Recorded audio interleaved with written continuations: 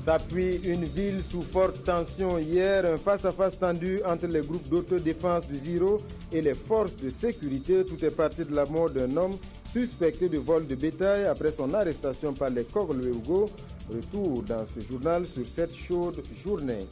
Et puis il n'y a plus de kits dans les centres de santé publique pour la prise en charge des cas de paludisme grave chez la femme enceinte et chez l'enfant de moins de 5 ans. L'austérité imposée par la transition est pointée du doigt. Il n'y a pas eu d'achat de kits en 2015. Quelles conséquences? Explication dans ce journal. Au Niger, les élections couplées présidentielles et législatives, c'est ce dimanche. Hier, le président sortant a tenu son dernier meeting au stade Séni Kountché de Niamey. Son objectif, le coup KO dès le premier tour, et face à lui 14 autres candidats. Images, commentaires et témoignages de notre envoyé spécial dans ce journal. En Libye, des avions de chasse américains ont mené un raid tôt ce matin dans l'ouest du pays. La cible, un bâtiment de 2 étages où se tenait une réunion des membres de l'organisation État islamique. Plus de 40 personnes ont été tuées et parmi elles se trouverait l'un des cerveaux des attentats de Tunis. Voilà pour la une de ce journal. Mesdames et messieurs, bonsoir et bienvenue. Une journée sous forte tension hier à Sapui dans le Ziro. Tout est parti d'une affaire de vol de bétail. Les groupes d'autodéfense Koglo-Ougo mettent la main sur 2 suspects. L'un d'eux, Madi Kanazoué, va par la suite succomber au mauvais traitement. Les forces de l'ordre effectuent une descente pour arrêter les responsables. Du côté des Koglo-Ougo, on sonne la mobilisation. Heureusement, l'affrontement a été évité. La voie de la sagesse l'a emporté. Konsoun Koulibaly et Monkoun Dabiré. C'est un calme précaire qui règne ce jeudi soir à Sapui. D'un côté, des policiers en alerte au commissariat de police situé à l'entrée de la ville, et de l'autre, une armée de Koglo-Ougo mobilisée pour faire la résistance. Une situation consécutive à la mort de Madi Kanazoué suite au service du groupe d'autodéfense et au refus de ses responsables de répondre de ce drame devant la police. Après le décès du regretté Madi Kanazoué, la gendarmerie est venue faire le constat. Ils ont procédé et la nuit même à l'inhumation du corps. Alors après, ils les ont dit de passer au commissariat pour rédiger un rapport pour que ça aille devant. Alors eux, ils n'ont pas pu venir la nuit. Le lendemain, jusqu'à 8 heures, ils n'ont pas pu venir. Et c'est là que les forces de l'ordre sont venues et leur demander pourquoi, alors est-ce qu'ils ne sont pas arrivés.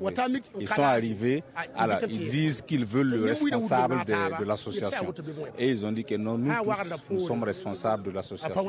Alors, il n'y a pas de responsable. Si vous voulez arrêter le responsable, donc prenez-nous tous et vous allez là où vous voulez. En cette interpellation, le groupe d'autodéfense voit une manœuvre des forces de l'ordre de sanctionner ses responsables. Mais du côté de la police, l'on évoque une simple question de procédure. Pour le directeur régional de la police, il s'agit d'auditionner les suspects en vue de situer les responsabilités. Dans un premier temps, il m'a semblé que avec les Koglo-Ougo, l'association, les membres de l'association Koglo-Ougo de Sapui, on ne s'est pas compris.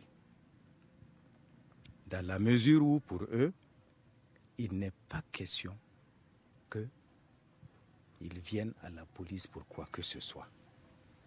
Bon, dans un état de droit, c'est quand même inadmissible.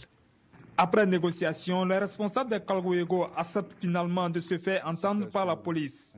Pour sa part, le chef du village de Sapui appelle les protagonistes au calme et au dialogue.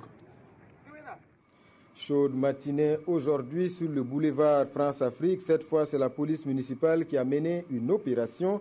Objectif, mettre fin à l'occupation anarchique de l'espace public. Plusieurs commerçants sont installés le long de ce boulevard où ils vendent divers produits. L'intervention a fait monter la tension de part et d'autre. Les occupants refusant d'obtempérer, ne sachant où aller pour mener leur activité. Finalement, le déguerpissement a eu lieu par la force. Explication, Konsoun Koulibaly et Tanga Kafando. Les policiers saisissent tables, bancs et tabourets. Les commerçants, eux, tentent de sauver l'essentiel. Une opération de déguerpissement des commerçants illégalement installés aux abords de l'avenue France-Afrique.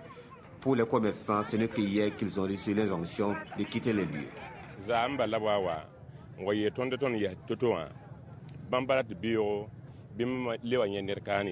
Les policiers nous ont dit hier de libérer la voie aujourd'hui. Nous sommes allés ce matin à la police municipale pour engager une négociation. Et c'est là qu'ils nous ont traités de frondeurs.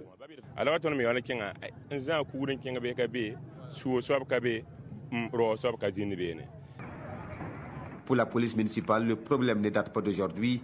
Les commerçants ont été à plusieurs reprises mis en demeure. Ils sont au courant, on les avait même indiqué une limite à ne pas dépasser. Si vous avez remarqué au niveau des vendeurs de volailles, vous avez vu qu'ils sont bien alignés. Voilà, la limite là c'était à ce niveau. Voilà, mais nous avons constaté qu'au-delà de cette limite, il y a des commerçants qui se sont installés de façon anarchique. Faute d'accord, la police procède au déguerpissement forcé. La tension reste vive. Voilà, et puis je vous le disais en titre, c'est une rupture inquiétante dans les centres de santé publique. Il n'y a plus de kit de prise en charge des cas de paludisme grave chez les femmes enceintes et chez les enfants de moins de 5 ans. La raison, l'austérité imposée par la transition. Il n'y a pas eu d'achat de kits l'année dernière. Conséquence, en attendant de nouvelles acquisitions, ce sont les patients qui devront tout prendre en charge. Gérard Sommet et Zalissa Sanfo pour les explications. C'est fini. Il n'y a plus de kit de prise en charge gratuit des cas de paludisme grave chez les femmes enceintes et chez les enfants de moins de 5 ans. Le département de la santé est en rupture de stock. En cause, l'austérité imposée par la transition. Ainsi donc, en cas de paludisme sévère chez un enfant de moins de 5 ans ou chez une femme enceinte, il faudra mettre la main dans la poche, contrairement aux années précédentes. Nous allons encore mettre la barrière financière qui, comme nous le savons, est une barrière importante qui fait que l'accès aux soins n'est pas effectif dans certaines localités, surtout rurales. Et donc c'est sûr que la létalité du paludisme, c'est-à-dire les décès liés au paludisme dont le nombre et la proportion est en baisse constante, la tendance va s'inverser. Et pendant combien de temps cette situation va-t-elle perdurer? Difficile de trouver une date. L'on est toujours au stade de la réflexion et des propositions. Nous sommes en train de voir avec l'autorité comment nous allons voir avec la CAMEC pour pouvoir rendre disponibles les médicaments en attendant que les marchés s'exécutent. Vous savez que les marchés de l'État suivent des procédures. En attendant la mise en œuvre de toutes ces mesures, en matière de santé, il vaut mieux prévenir que guérir. Chaque année, ce sont 300 000 kits qui sont mis à la disposition des 70 districts sanitaires du pays. Mais l'année dernière, chaque district a dû fonctionner avec ce qui lui restait. Le Premier ministre était ce matin au palais du Mogo Naba Bango. Il faut toujours agir dans l'intérêt du peuple. Ce sont les mots de Sa Majesté à l'endroit de Paul Kabatieba. Le chef du gouvernement a rendu hommage au Mogo Naba pour ses actions en faveur de la paix et de la cohésion nationale. Il a également sollicité son accompagnement pour la réussite de sa mission. Ali Doubadini et Aruna Mare. Paul Kabatieba chez le Mogo Naba. C'est une visite de courtoisie chez le chef suprême des Mossé pour le nouveau Premier ministre. Après ces échanges de civilité, suivra ce huis clos d'une quinzaine de minutes entre les deux personnalités. Pour le chef du gouvernement, c'est une audience riche en enseignements. L'empereur a dit qu'il faut rester toujours dans la vérité, sur le chemin de la droiture. Et il a dit également travailler toujours dans l'intérêt du pays. Et à ces conditions-là, je serai toujours à vos côtés pour vous aider. C'est cette ligne de conduite-là que je vais essayer de suivre. Le Mogo Naba Bango exprime sa disponibilité à accompagner Paul Kabatieba dans ses fonctions. Au sujet de la polémique sur les audiences, voici sa réponse. La démarche de mon gouvernement, c'était d'abord de faire un bon état des lieux, parce que la situation est difficile, je ne vous le cache pas, mais ensuite de mettre en œuvre le programme que le président Roch-Marc Christian Kaboré a proposé au peuple burkinabé. Le Mogo Naba a également fait des bénédictions à l'endroit de l'exécutif burkinabé pour la réussite de sa mission. Il exhorte le gouvernement à toujours cultiver la tolérance et la concorde pour un Burkina de paix. On reste dans l'agenda du Premier ministre. Hier, Paul Kaba-Thiéba s'est entretenu avec plusieurs personnalités, 2 émissaires des Nations Unies, l'ambassadeur du Brésil au Burkina et le secrétaire général du système d'échange d'énergie électrique en Afrique de l'Ouest. Le point avec Mathias Drabo et Oumar Zombre. Pierre Julien et William Alexon du Bureau des Nations Unies pour les services d'appui au projet UNOPS ont été reçus à la primature. Ils sont venus s'entretenir avec le chef de l'exécutif burkinabé sur les questions liées aux infrastructures. Nous avons eu l'opportunité d'être reçus en audience par Monsieur le Premier ministre pour lui présenter notre organisation qui travaille de longue date déjà depuis au Burkina Faso et en vue de regarder quels peuvent être les appuis que nous pouvons apporter au gouvernement dans la phase actuelle de relance du pays. Juste après les émissaires des Nations Unies, Paul Kaba-Thiéba a reçu Célia de Oliveira Bettencourt, ambassadeur du Brésil au Burkina Faso. La diplomate brésilienne dit être venue rendre une visite de courtoisie au Premier ministre. C'est Apollinaire qui a bouclé cette série d'audiences au Premier ministère. Reçu par le directeur de cabinet du Premier ministre, il est venu parler d'énergie. Le WAP a prévu 150 MW de solaire pour le Burkina. Ça, c'est un exemple. On a prévu de développer le Burkina dans tout le Sahel, la partie nord de la CEDEAO. Apollinaire qui est le secrétaire général du système d'échange d'énergie électrique ouest-africain. Il a profité de l'occasion pour présenter sa structure. Une structure dont l'objectif est de pallier l'insuffisance d'énergie dans la sous-région. L'heure est venue de mettre le code des personnes et de la famille du Burkina en phase avec les réalités du moment. L'actuelle date de la période révolutionnaire et contient des dispositions anachroniques. Le nouveau texte est en cours d'examen. Nongba Kouda et Nathalie Sawadogo.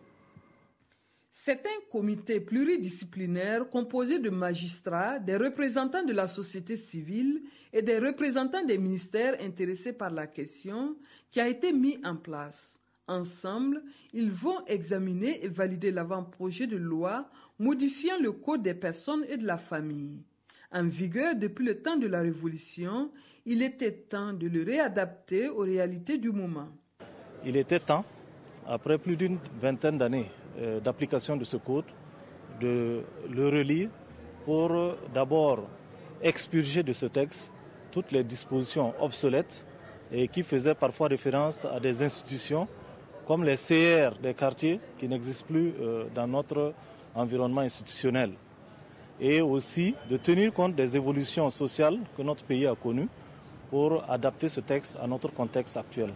À l'issue de cet atelier, le projet de loi sera soumis en conseil de cabinet avant d'être transmis au secrétariat du gouvernement et par la suite à l'Assemblée nationale. Les manifestes des candidats à la présidentielle de novembre 2015 passés à la loupe, c'est le Centre pour la gouvernance démocratique qui a mené l'analyse. Les promesses et les engagements ont été compilés dans un document objectif, donner des outils de contrôle à la population. Amadou Ilboudo, Aimé Solange, Guigma. Il ressort de cette étude menée par le Centre pour la gouvernance démocratique, CGD, que la fonction programmatique des partis politiques a été renforcée lors de l'élection présidentielle de 2015. Même si certains programmes de société sont qualifiés de fantaisistes et d'autres de sérieux, il reste à savoir si ces derniers répondent réellement à toutes les aspirations des populations. Nous avons systématisé, grâce à Afrobaromètre, une dizaine de points qui commencent par l'eau et qui va jusqu'à l'électricité. Et on s'est rendu compte que les programmes ne contiennent pas toutes les informations, donc toutes les réponses à ces préoccupations prioritaires des citoyens. Cette étude révèle par ailleurs que les autorités administratives du pays et les bailleurs de fonds n'attachent pas du prix à la disponibilité d'un programme électoral de qualité, de même que les électeurs. C'est négligé parce que il y a des contraintes structurelles. Et ces contraintes structurelles, c'est le niveau de compréhension des populations, c'est le niveau de pauvreté, c'est aussi plus ou moins l'attitude des électeurs. Et cette attitude, c'est quoi? C'est de dire qu'on attend davantage la satisfaction immédiate des problèmes. Recommandation est faite de travailler à l'amélioration de la qualité, à la vulgarisation et à la disponibilité de ces offres électorales. Toute chose qui permettra à la population de veiller au respect des engagements pris par les partis politiques dans ces projets de société. Des engagements et des grandes annonces, il y en avait dans la déclaration de politique générale du Premier ministre, une déclaration suivie avec intérêt par la Fédération des étudiants et scolaires pour l'intégrité au Burkina. La FECIBF a livré hier sa lecture. Elle est également revenue sur les préoccupations actuelles des élèves et des étudiants. Alidou Badini et Ramatou Zida. En réponse au Premier ministre dans sa déclaration de politique générale sur l'emploi des jeunes, la Fédération estudiantine et scolaire pour l'intégrité au Burkina Faso pense qu'il faut proposer des emplois à la hauteur des formations et non dans tous les sens. Selon Aboubakar Ouattara et ses camarades, les ambitions réelles des gouvernants doivent aujourd'hui tenir compte des difficultés sur le terrain, telles les questions de chevauchement des années, l'insuffisance des amphithéâtres et des enseignants. On ne peut pas former quelqu'un dans une discipline et aller lui proposer quelque chose que lui-même il n'a jamais fait. Voilà. Donc il faut revoir même la gouvernance universitaire. Et puis la question du CENU, la restauration, c'est vraiment un véritable problème. Mais quand nous avons écouté le discours du Premier ministre, il n'a pas parlé de restauration. Le discours actuel en faveur des universités est perçu ici comme une promesse de plus dont les actions concrètes de mise en œuvre seront appréciées en temps opportun. À cette rencontre, les membres de la fédération dénoncent également le système de location de bâtiments privés pour abriter les centres universitaires, comme c'est le cas à Dédougou, Fada, Ouaïguia et à l'université Ouaga 2. Là-dessus, la fédération envisage rencontrer les autorités universitaires pour des propositions. Et si rien n'est fait d'ici là, elle compte employer d'autres moyens pour se faire entendre. Du côté de la Confédération paysanne du Faso, on fait le bilan de 10 ans de mise en œuvre de la politique agricole régionale. Les membres des 13 régions sont là autour de la table. Parmi les acquis, l'augmentation de la productivité du riz de 35%, mais le défi de la maîtrise de l'eau reste entier. La CPF réaffirme la nécessité d'accorder la priorité à l'agriculture familiale. Issa Kafando, Ismaël Diloma, Sirima. Mettre l'accent sur l'agriculture familiale, moderniser les outils de production, de transformation et de distribution pour combattre réellement la pauvreté en Afrique de l'Ouest. Ces recommandations ont été formulées après 10 années de mise en œuvre de la politique régionale agricole adoptée par les pays de la CEDEAO. Notre agriculture ne doit pas rester uniquement que tributaire de la pluviométrie. Comment penser à maîtriser les eaux de surface et mieux exploiter. Et cette production, quand on parle de production, comment on peut occuper les agriculteurs 12 mois sur 12? Ça nécessite effectivement qu'on puisse générer des technologies. Ces technologies partent de la maîtrise de l'eau jusqu'à la transformation et à l'adoption d'équipements ultra-modernes. Concernant les acquis engrangés, la Confédération paysanne du Faso demande aux décideurs politiques de prendre des mesures pour soutenir les efforts des paysans. On produit du riz de qualité et de quantité. Qu'est-ce qu'on fait pour protéger notre production rizicole? Est-ce que doit-on toujours laisser les frontières ouvertes pour permettre aux commerçants de venir saper les efforts qui ont été faits au niveau de la région? Si nous avons augmenté de 35% notre productivité, il va falloir que ces 35%-là soient protégés. La Confédération paysanne du Faso compte utiliser les résultats de cet atelier pour apporter sa contribution à l'élaboration de la phase 2 du programme national du secteur rural. Des produits agricoles de toutes les variétés à voir et à acheter, ça se passe à Kienfangé dans la commune rurale de Komsilga. La 3e édition de la foire agro-silvo-pastorale a ouvert ses portes ce matin. Une tribune de rencontre et d'échange entre producteurs de toutes les régions, mais aussi des stands bien fournis qui n'attendent que les visiteurs. Konsoun Koulibaly, Bouma Ernest Nébier. La 3e édition de la foire nationale agro-silvo-pastorale ouvre ses portes. Et c'est parti pour 4 jours d'exposition des savoir-faire des producteurs burkinabés en matière d'élevage, d'agriculture et de pêche. Une foire dont l'importance n'est plus à démontrer selon ses organisateurs et l'ensemble des exposants. C'est un cadre d'échange et de partage d'expériences. Nous sommes heureux du fait que de la première édition à la troisième édition, nous sommes partis d'une foire communale et une foire nationale. Nous envisageons une foire internationale pour 2017. Nous allons mettre un commissariat général en place pour lancer maintenant la foire internationale, en tout cas qui se passera en février 2017. Tous les intervenants qui se sont succédés à la tribune ont souligné la nécessité de cette foire dans le développement du monde rural.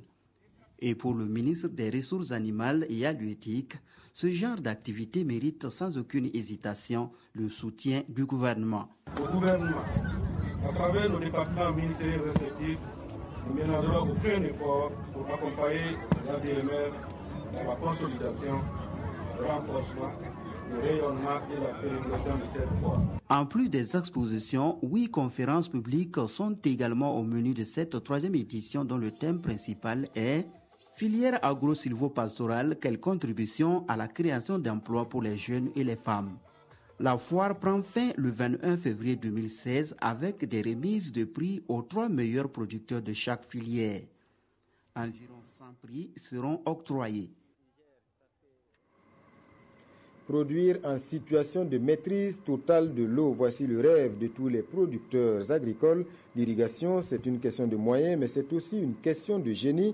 La preuve, dans les jardins de Desso, c'est dans les environs de Bobo-Dioulasso. Pas de motopompe ni de tuyaux, juste un système traditionnel de canalisation et le tour est joué. Visite guidée avec Hassan Gourabou et Kadou Romen Ki. Village de Desso, situé à quelques encablures de Bobo-Dioulasso. Ici, l'activité principale des habitants est le jardinage. Plus de 50 hectares de surface aménagée pour le maraîchage. Des jardiniers qui ont l'eau de façon naturelle et en permanence. Nul besoin de motopompe ni de tuyauterie servant à l'irrigation. L'eau coule à travers ces allées aménagées il y a plus de 70 ans.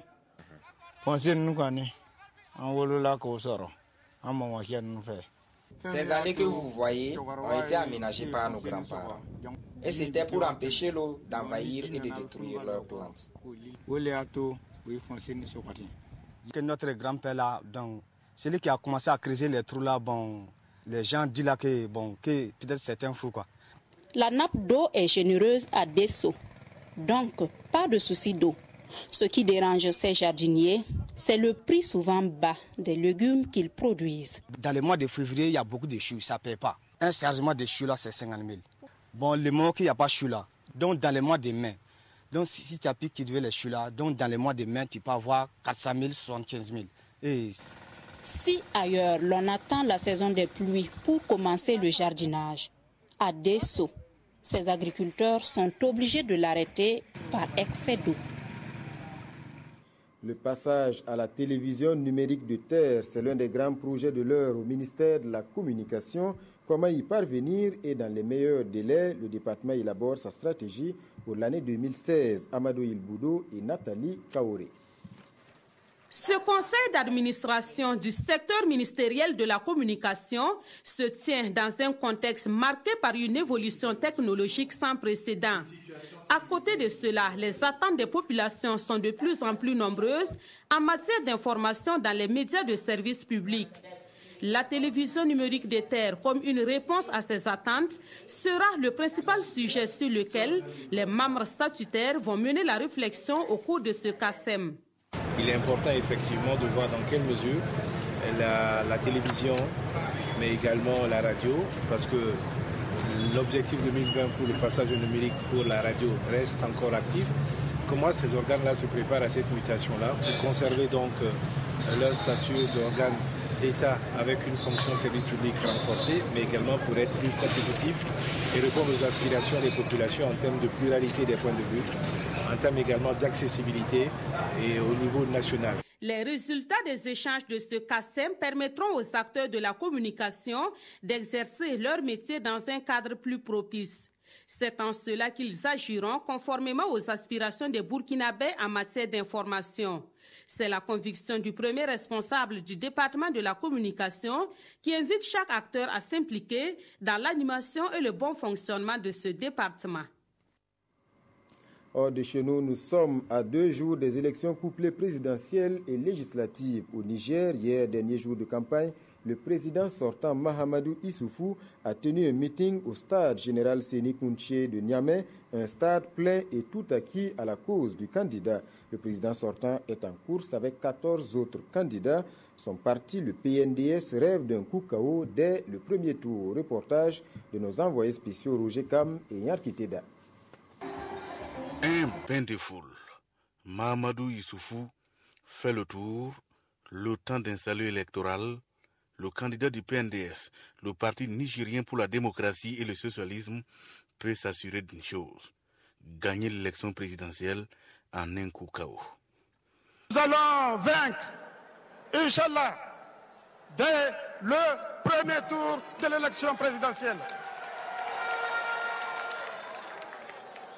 Pour y arriver, le président sortant et candidat à sa propre succession fonde son espoir sur son bilan. J'avais promis le développement des infrastructures. J'avais promis de réaliser des routes. Je les ai réalisées. J'avais promis des infrastructures énergétiques. Cela a été fait. J'ai promis le chemin de fer. Le chemin de fer que les Nigériens attendaient depuis 80 ans. Eh bien, le chemin de fer est là. Et devant ces milliers de militants de Niamey, le candidat du PNDS défend son nouveau programme Renaissance 2. Un programme qui consolide les acquis dont le concept les 3 N, les Nigériens nourrissent les Nigériens. Il nous a beaucoup aidés. Quand il part à la maternité ou bien pour le soin des femmes, là, tu ne payes pas. Il a eu le soutien des partis alliés venus du Burkina Faso et de la Côte d'Ivoire. Et puis on revient sur la campagne électorale au Niger. Notre envoyé spécial Nyarkiteda est en ligne. Bonsoir Nyarkité. Bonsoir. Alors nous avons suivi il y a quelques instants le dernier meeting du président sortant Mahamadou Issoufou. Dites-nous quelle est l'ambiance du côté de l'opposition. Oui, il faut dire que l'opposition se réunit autour de la coalition que même ils appellent la COP au Niger. Il faut dire que le principal challenger du président sortant, c'est bel et bien Ama Amadou, incarcéré, vous le savez, pour trafic de bébés. Mais ces militants restent convaincus d'une chose: de la prison, Ama Amadou sera au palais présidentiel. Voilà un problème avec la ligne de Niamey, mais nous avons compris l'essentiel du côté de l'opposition également. On affiche son optimisme. Si dans le camp du président sortant, on parle d'un coup KO, l'opposition parle d'un coup dehors. Et puis je porte à votre connaissance ce communiqué de la direction de communication et des relations publiques du Conseil supérieur de la communication. Le Conseil supérieur de la communication, en sa séance ordinaire du 18 février 2016, a décidé de suspendre pour une durée d'1 mois la parution du journal L'Événement pour diffusion d'informations relevant du secret militaire. Cette suspension va du vendredi 19 février au samedi 19 mars 2016 inclus. L'événement dans sa parution numéro 320 du 10 février 2016 à travers l'article intitulé « Les poudrières du Burkina » livre avec force détails, plan à l'appui des informations techniques et géographiques des différents dépôts d'armes des forces armées nationales. L'information contenue dans le dit écrit au regard des exigences déontologiques du journalisme et du contexte actuel est de nature à porter atteinte à la sécurité du Burkina Faso. À présent, la revue de presse où nous n'allons certainement pas retrouver donc le journal L'Événement. L'affaire de Kogluego est à la une des quotidiens aujourd'hui après l'incident de Sapuy. Autre sujet d'intérêt, la convocation du journal Le Reporter par la justice militaire et les élections au Niger. La revue de presse nous est proposée par Abdoul Rasmane Zongo. Dans l'Observateur, alors que la controverse continue entre pro et anti-Kogluego, note le journal, intervient une bavure. Madi Kanazoué, c'est son nom, aurait été battu à mort par les Kogluego de Sapuy et pour vol présumé de bœufs. Cette bavure, selon les éditions Le Pays, a provoqué une tension entre forces de l'ordre et Kogluego, dont certains ont refusé d'être interpellés et auditionnés. Après donc de longues heures de négociations, poursuit notre confrère des éditions Le Pays, tout est rentré dans l'ordre pour l'audition des Kogluego concernés suite au décès du sieur Kanazui. En politique, le journal Le Pays nous informe que Mamadou Issoufou a réussi son pari de la mobilisation lors de son dernier meeting. Il lui reste maintenant à traduire cela en son fameux coup KO tant souhaité, notamment le 4e coup KO de l'Afrique de l'Ouest, après la Guinée, la Côte d'Ivoire et le Burkina Faso. Mais le journal Le Soir reste interrogatif. Qu'adviendrait-il si le prisonnier de Filengue, Ama Amadou, est élu président? Aujourd'hui, au Faso revient sur la convocation du journal Le Reporter et affirme « Il n'y avait rien de grave ». Au fond, ajoute le patron du bimensuel Le Reporter, Bourema Ouedraogo, il n'y a pas eu de sujet ou de controverse. La première parution du journal Aujourd'hui au Faso est intervenue le 21 février 2014. Bientôt, le journal célèbre donc ses 2 ans d'existence. Bilan, perspectives et innovations sont donc légion pour ce 2e anniversaire. Voilà, mesdames et messieurs, c'est la fin de ce journal. Merci pour votre attention. Passez un bon début de week-end en compagnie des programmes de la télévision du Burkina.